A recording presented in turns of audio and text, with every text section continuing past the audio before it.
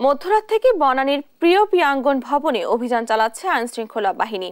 ভবনটি ঘিরে রেখেছে র্যাব, পুলিশ ও সেনা সদস্যরা। ভিতরে ঢুকতে দেওয়া হয়নি কোনো সংবাদকর্মীদের।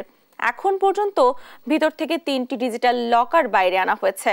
ঘটনাস্থলে ভোররাত পর্যন্ত ছিলেন যুব ক্রীড়া উপদেষ্টা আসিফ মাহমুদ ও গণ অধিকার পরিষদের সভাপতি নুরুল হক নূর সহ শিক্ষার্থীরা।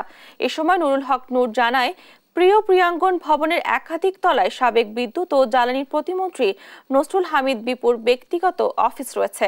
সেখান থেকেই ছাত্র আন্দোলনে হামলাকারীদের অর্থ সরবরাহ করা হতো এবং বর্তমানে সেখানে বিপুল পরিমাণ অবৈধ অর্থ রয়েছে এমন সংবাদে তারা প্রশাসনকে জানায়।